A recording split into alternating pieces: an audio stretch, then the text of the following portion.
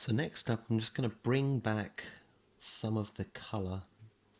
The model's quite dark at the moment after the shading stage. So I'm repainting some of the major areas back to their base colour, but not fully repainting them. I'm going to be leaving anywhere I see it being particularly dark or maintaining a shape. I'm going to leave that dark edge in. So now here's hoping this comes out in the video. But for instance, in this leg, just here was a nice deep line showing a bit of muscle definition there. I've left that line. I'm just trying to preserve now the shaping effect. I want some of the brightness back in the model, but I want the benefit of the shaping that came from the shading stage. So where I'm painting tends to be the higher points of the model. In effect, this becomes the first stage of highlighting. Right, switching out to my 3/0 brush now as I start working in smaller areas. Now, often when you speak to beginners about highlighting, the first thing someone says is, oh yeah, dry brushing. Dry brushing is a technique you can use for highlighting, but it's not everything about highlighting. And on a model like this, I'm not going to use any dry brushing at all. Dry brushing is absolutely lovely when you're talking about textured areas, but this is quite a smooth model.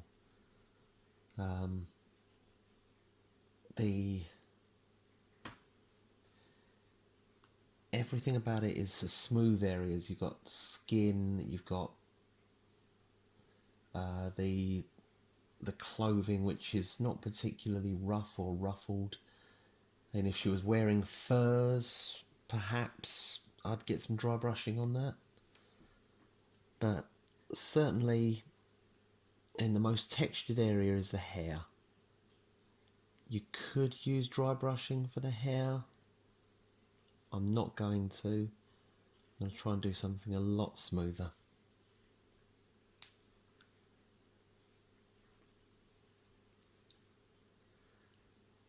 So yeah, we're off to not just a smaller brush now, the 3/0, but the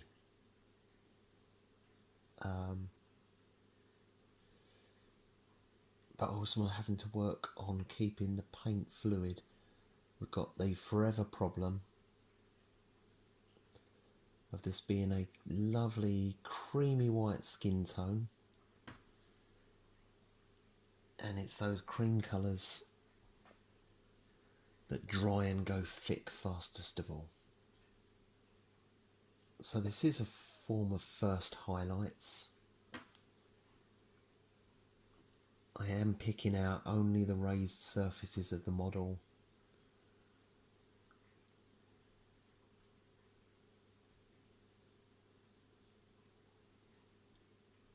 Let's see if I can get in on this arm, because this arm has a deep part at the elbow, which was great to leave in shade. We have muscle tone going around here, and I've tried to leave the definition line in there.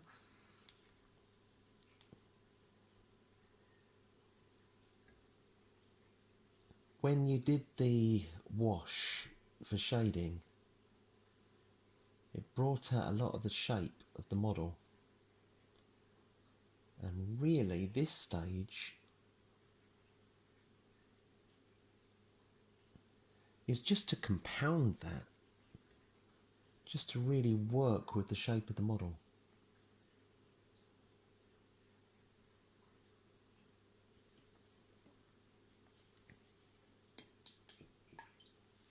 Having to wash my brush quite regularly and watch the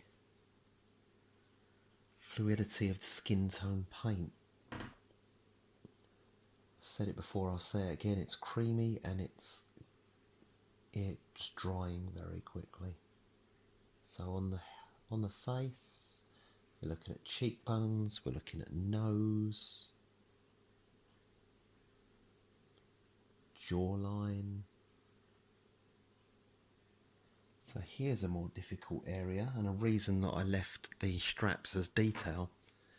She's got her skin showing between the straps.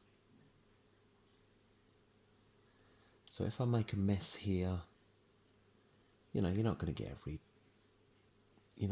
every stroke perfect unless you're an absolute professional. But I'm going to pick her skin out from between the shaded lines of the strapping as best I can.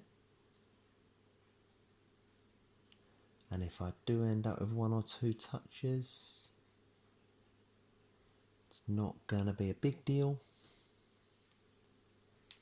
because I'll be painting the strapping afterwards in the red. The paints have a tendency to dry a tiny touch darker than how they look when applied. That's really just when the paints are wet, they have a bit more of a reflective property. You learn to account for that.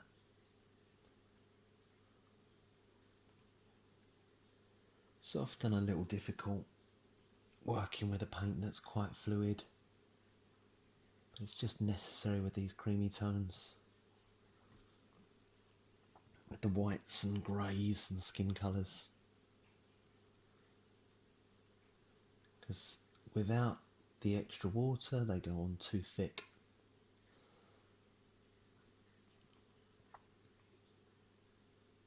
And that's when your model starts looking weirdly textured. It's just the lumpiness of the paint itself. And I really want to avoid that with this one. Such a nice model, that'd be a shame to have that happen. Here we go, so exactly the same with the red now.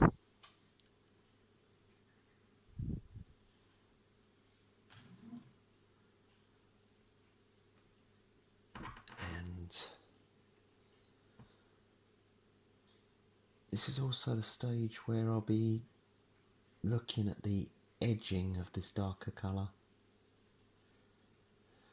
Through a lot of this I've been saying that, oh, I'll worry about the coverage and the borders a bit later. I'll be going back with the darker colour. Well, this is the stage where I am going back with the darker colour, because the shading has made it obvious where those colour borders sit, and I'm able to take, with this slightly thinner brush, I'm able to take things comfortably right up to the edges. I'll get that extra level of neatness on the model.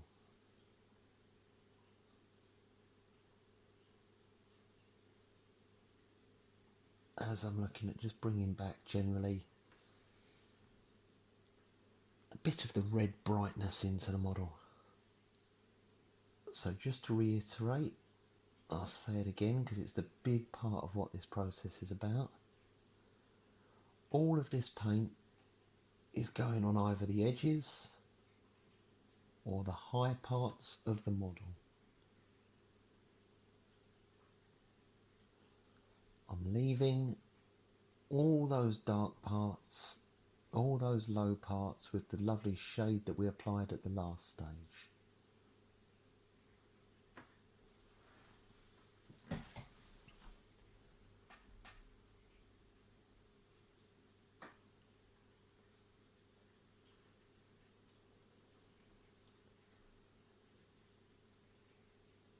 And yeah, it can take a bit of time to pick out like every individual fold of a boot,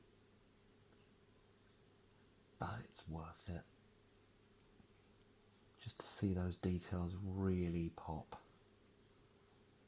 The whole thing really comes to life. You get that exaggerated highlights and tones that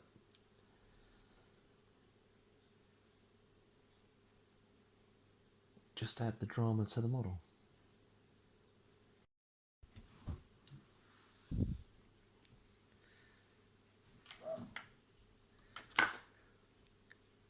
So this leg has a knee pad which I've left in red but haven't added a colour to it, but I've highlighted all around it and left the centre of the pad in the shade, and just choosing to highlight or not highlight particular parts, and that's almost given the impression of it being a different material, still red but a slightly different material, which is quite nice. So I've just repaired the bottom line of the shorts, and that's left me with the bright red at the bottom. And this is an example of something which has been highlighted by the shading, well, presented by the shading. So I've gone back and done the red, but now I'm left with quite a bright stripe of red there. So I'll just have to go back and put a little dab of the toner on. Don't be afraid to go back and spot little parts. The end of a painting stage is, well, it's not really the end. If you see a little problem and a tiny bit of toner or something will correct it, do it. Do it. Don't get locked down and think, oh, but I've done the toner stage, it's all over. You know, feel free to go back to absolutely anything and just dab it on.